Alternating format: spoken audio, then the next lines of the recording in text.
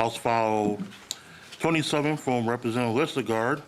And I'll move that House File 27 be referred to the Ways and Means Committee. I believe we also have a DE3 author's amendment. I will move the adoption of the DE3 amendment. Any immediate questions? Otherwise, we will adopt this amendment to get the bill in a shape that the author prefers. All those in favor of adopting the DE3 amendment for House File 27, say aye. Aye. Opposed, say nay. Motion carries. The amendment is adopted. Now we have the bill before us as amended. Representative Listergaard, please explain your bill. Well, thank you, Mr. Chair and committee members. First, I'd like to give you a little background of who I am. I am Dave Listergaard, and I represent 7B from the Iron Range. And I'm very proud to come from the Iron Range. It is a very unique place with hard working men and women that work in the mining industry. That is the core industry of where I come from. And there's a lot of ups and downs in this industry, and when there is downs, it's extremely detrimental to the region as a whole. There are 6 mines that are across the Iron Range, and when one of them goes down, it affects not just the employees, it affects the region as a whole, with small businesses, everything. So we had this up last year. They lost, North Shore Mining went down, I believe it was in May. They got their unemployment, and as of November, they are no longer have any money coming in. And it's personal to me because, as you can imagine, I know many people that are there. I have family members that are laid off. And it's something that I think that we as a state have an opportunity to help these people. And that's why we're here. I wish that we could have helped them in a special session. That didn't happen last year, but we're getting it done right away. We did amend it to match up with the Senate so we can expedite this as quick as possible. I am not an expert in UI. I know some have more information than others. Marta has been extremely helpful in educating me and helping shape this so it is where it needs to be. So if it's okay, Mr. Chair, if Marta could run down the technical part of the bill. Please proceed. Thank you, Mr. Chair and members. So I'm going to go over the provisions in the DE3 amendment to House File 27. So this bill would provide additional unemployment benefits to eligible unemployed iron ore mining workers and also workers in an explosive manufacturing industry. It's my understanding that this will primarily affect 2 employers, Cleveland Cliffs and Dyno Noble. And I believe the fiscal note has the number, but it's about 490 employees. To be eligible for this program, 50% or more of their wage credits need to be with one of those eligible employers, and they must have been unemployed or laid off between April 3rd, 2022 and March 4th of 2023. They would first need to exhaust their regular UI benefits. Typically, if eligible, you could receive 26 weeks of regular UI benefits. Once those have been exhausted, then assuming that they qualified, they would receive up to an additional 26 weeks of additional benefits under this bill.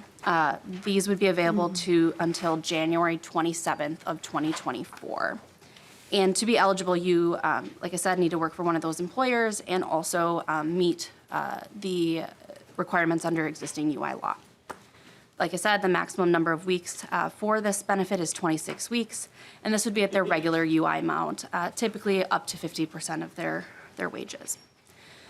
Subdivision 4 is a pretty technical provision. It just indicates that if someone qualifies for a new regular benefit account who is eligible for this additional benefits, they would need to establish that benefit account, and clarifies when they would either seek regular benefits under that new account or would seek additional benefits under this bill.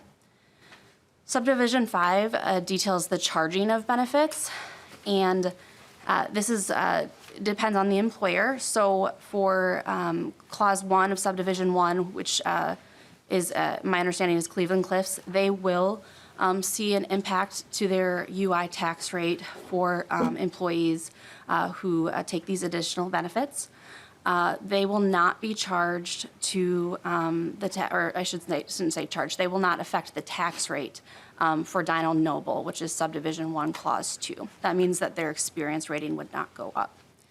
To the extent that any reimbursing employers are impacted by these benefits, they also would not be charged.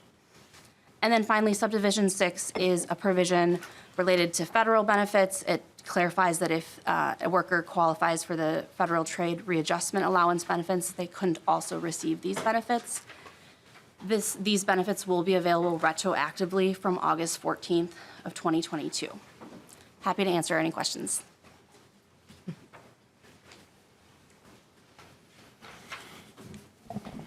Representative Lissigard. Boy, that was easy. I have John Arbogast here to testify, if that's okay, Mr. Chair. Please identify yourself for the record and proceed. Thank you, Chairman. My name is John Arbogast. I am the District 11 Staff Representative for the United Steelworkers.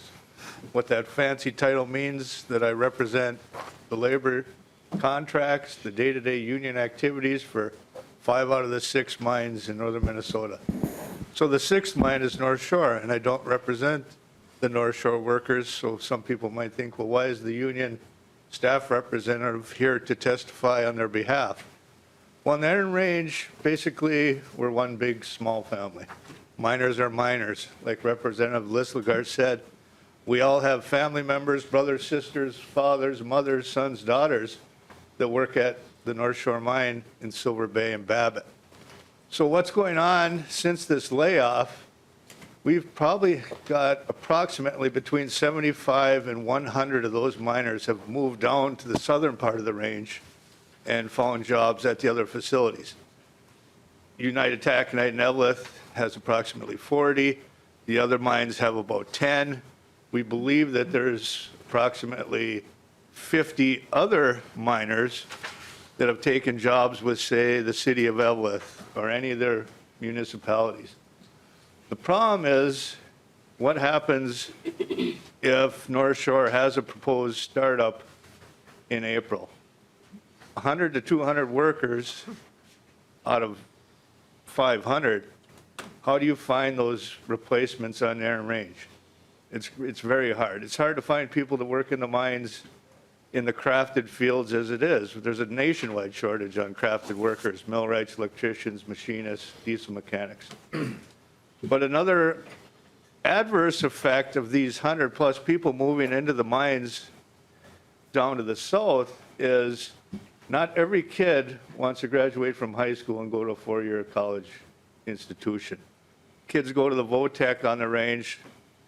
You know, the Iron Range is people that are historically worked with their hands, farmers, you know, outdoorsmen. So they're going to Mesabi Range College, Hibbing Community College, getting a 2-year degree to become a craftsperson.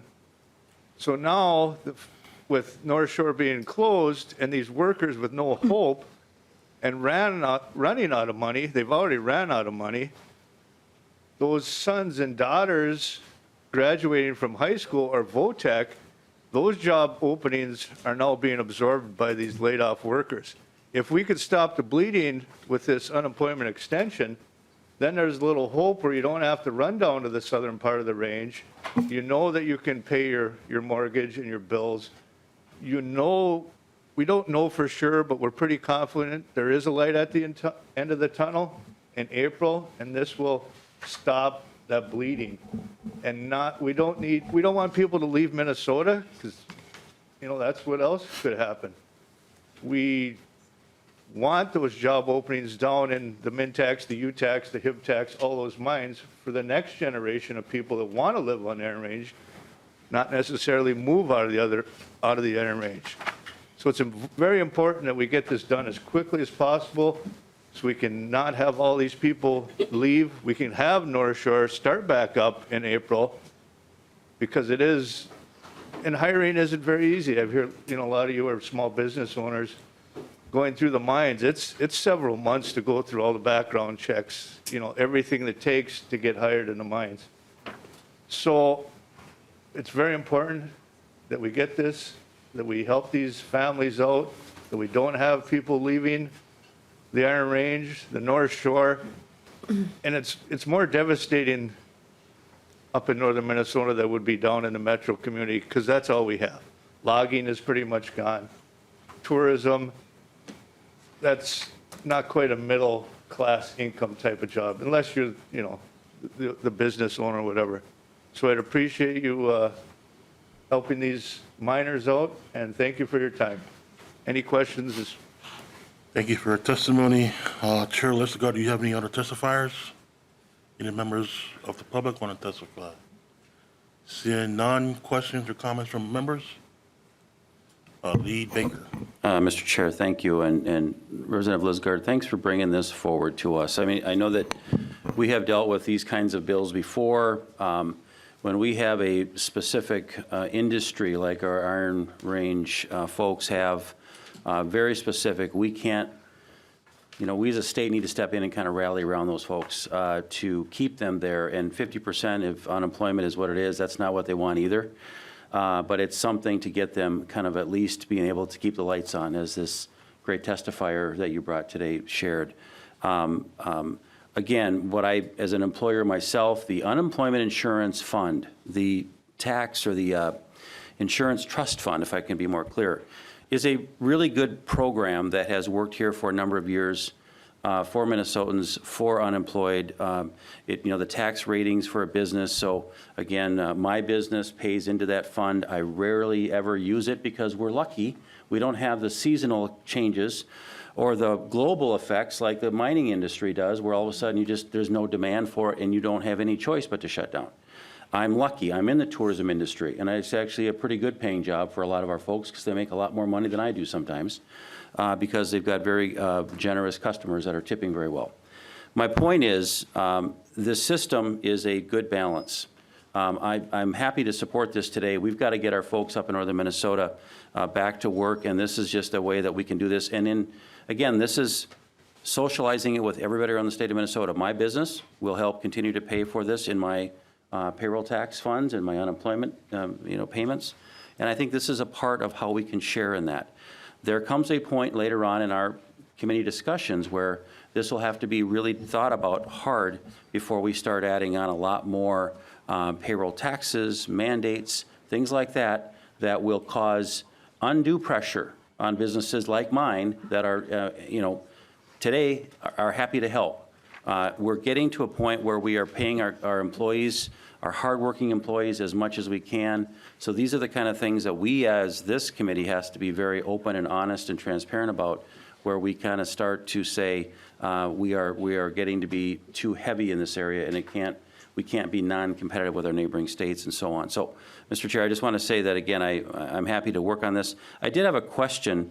However, I'm confused, and maybe this comes from either the author of the bill or possibly nonpartisan staff. I think it was Marta that said this, but there's Cleveland Cliffs, there's North Shore Mining, I think, involved. I know there was a dino company, and I think I know what they are. They're the explosive companies, and sounds like a fun company to work for. But help me understand the Cleveland Cliffs and the Lake, was it North Shore Mining? Are the two companies, is there two companies? One company is one apparent company? I just want to understand that a little bit better, Chair Listergaard. Mr. Chair. Thank you, Mr. Chair and Representative Baker. So you're talking about Dino, the blasting company, and then you have North Shore Mining. So how it is the mining process is in Babbitt, or the mine is in Babbitt, right? And then the processing plant is in Silver Bay. And then you have you have vendors that support all the mines. And so you have this company that is a wonderful company that their job is to go in there and blast. Well, they can't blast if the mine is shut down. So those individuals, I believe there were 5 direct, were laid off when the mine went down. And so that's why they're included in this bill. Lead Baker. Mr. Chair, I understand that part of it. But the relationship between Cleveland Cliffs, is it? And is it North Shore Mining? Is that two separate companies that are going to receive unemployment insurance? Chair Listegard. Mr. Chair, that is the same company. Same company. Cleveland Cliffs owns and operates 4 out of the 6 mines on the Iron Range. So Silver Bay or North Shore Mining is owned by Cleveland Cliffs. Lead Baker. Thank you. I just wanted to have that clarified on the record. Thank you very much. Any more questions? I just want to thank Representative Lisgard. I think this is a very important bill. Many of you at the table enjoy the North Shore, and if the North Shore in northern Minnesota is not stable, during the pandemic, we saw the North Shore, everybody going north. But we live there, and we have to have jobs. We need mining jobs. And so I'm appreciative for the testimony. It is a spinoff for numerous businesses. It supports healthcare, everything else. So we make a living up there, and the mines are a part of what we do. So I encourage you to support this. Thank you for your testimony today.